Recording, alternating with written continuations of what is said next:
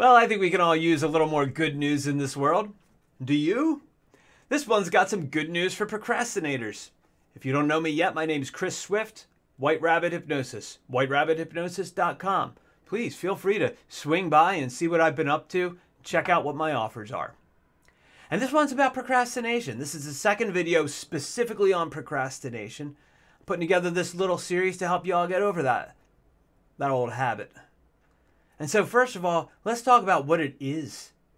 Because not all delay is procrastination. This is relevant for what I'm about to talk about when I share this two-part good news I'm about to share with you.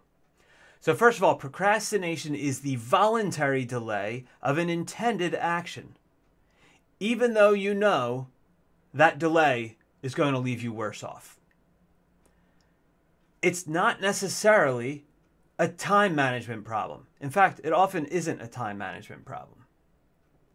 You can set aside time in your schedule, you can sit down to do the darn thing, and still encounter resistance to doing it. You can still find yourself doing something different. Because it's an emotional regulation problem. It is not a time management problem. We sit down, we experience a feeling we don't like, and we go and we do something else to avoid that discomfort. Until finally, the fear of the task or the pressure of not doing it becomes so great that that's the more uncomfortable feeling to run away from. Now, that probably sounds familiar to most of us, but it's not about time management. It's about emotional regulation. And here comes the good news. Okay, part one. You can totally get over this. You can totally get over this. This is not a personality characteristic. This is a habit. You learned it, and you can learn to do something other than that. You can take a different strategy entirely. And I can help you do that. This little video series is part of helping you to do that. So that's part one. This isn't something you're stuck with. Most of us find ourselves procrastinating at one point or another. And if you find yourself doing it a lot, it's just become more of a habit for you. You can break that too. We know a lot about forming habits these days. We know a lot about breaking them. And they're a lot easier to form and to break than you might have otherwise noticed. We'll get into that in further videos or in conversations we have together. All right. So the second piece of good news. Not only can you get over this, but beating yourself up over it makes the problem worse. So you got to be nice to yourself. You got to have some compassion. Look, we're all trying to make it in this crazy world. And we don't always all have the best strategies, particularly for dealing with things that we feel uncomfortable about. So have some compassion for yourself. Take it easy. Because beating up on yourself is only going to make the emotional part of that emotional regulation harder to regulate. Now, there are lots of ways of regulating emotions. A previous video I did on the Sedona method is a game changer when it comes to this. You can learn how to do it almost automatically on the fly. But the first part of getting out of a trap is realizing you're in a trap. So the first part of changing an emotional state you're in that you don't want to be in is realizing you're in it. And that might sound obvious. But these things become automatic. We don't think about them. We're on autopilot when they happen.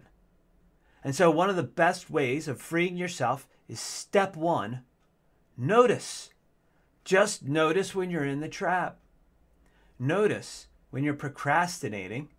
If you sit down to do an intended task, or there's an intended task that you just straight up procrastinate on, what feeling do you feel before you make that other choice? What emotion is it that you're trying to avoid? Is it fear? Is it confusion? That stuff can be valuable intel in what we do going forward. But just noticing it has two effects. One, it breaks the pattern. It breaks that automatic loop that you might have been in of just doing the thing and not being at choice. It puts you in a position where you can make a choice. Now, often we'll choose to procrastinate anyway because we don't know how to regulate that emotion. but they're like that. There are all kinds of tools for doing that. I'm going to share them with you. I've already shared a bunch in my own YouTube videos. Facebook, likewise, if you scroll down on my profile, I'm sure you'll find them there. A little easier on YouTube. So you could get past this. And you got to be nice to yourself. And look, be nice to yourself. There are a lot of people in the world that might not have the first reaction to be nice to you. Okay? Be nice to yourself. You owe it to yourself. Especially if you want a better future on the other side of this problem. So you can get to a point where you don't even remember what it was like to have that problem. You owe it to yourself. Be kind. Be kind. And good luck out there in that crazy world.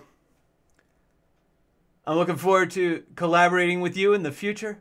Stay tuned for more of these things. Best wishes. Seeing you.